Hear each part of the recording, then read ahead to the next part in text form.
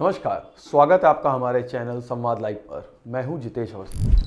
आज हम एक बेहद महत्वपूर्ण विषय पर चर्चा करेंगे।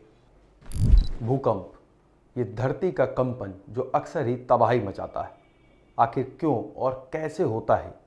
साथ ही हम हाल ही में आए भूकंप और 2015 के नेपाल के विनाशकारी भूकंप का भी जिक्र करेंगे।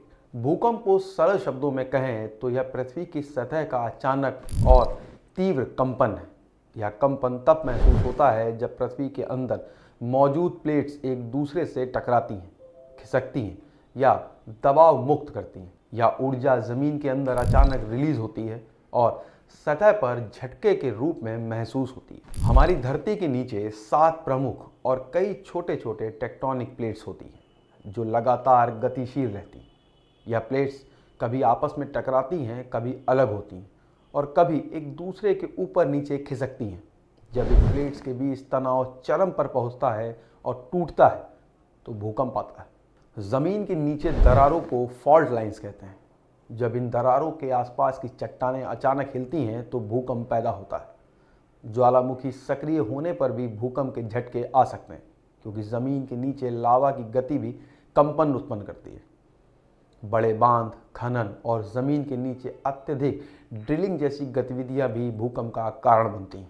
भूकंप की तीव्रता को रिक्टर स्केल पर मापा जाता है। 4 से कम हल्का भूकंप, 4 से 6 मध्यम लेकिन नुकसानदायक, और 6 से ऊपर तीव्रता को बहुत ही खतरनाक माना जाता है। अब बात करते हैं 2015 में आए उस भूकंप की जिसने नेपाल को हिला कर रख दिया था। यह भूकंप 25 अप्रैल 2015 को आया था।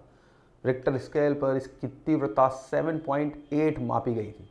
इसने काठमांडू, पोखरा और आसपास के इलाके को तबाह कर दिया था। करीब 9,000 लोगों की जान चली गई थी। इस भूकंप से हजारों लोगों की जान चली गई और 22,000 से ज़्यादा लोग घायल हुए थे। कई भूकंप का केंद्र बिंदु नेपाल के गोरखा जिले में था। यह भूकंप भारत, चीन, बांग्लादेश में भी महसूस किया गया।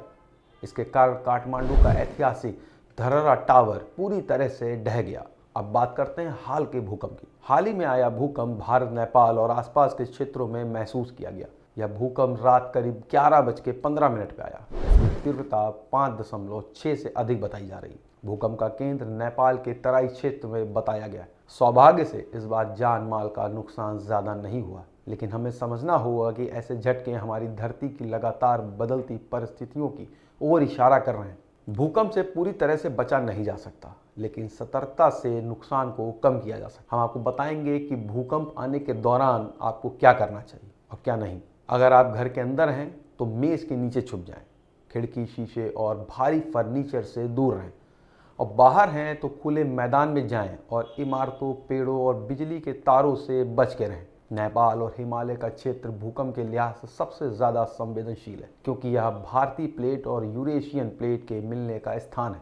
भारतीय प्लेट उत्तर दिशा में हर साल करीब 5 सेंटीमीटर खिसकती है।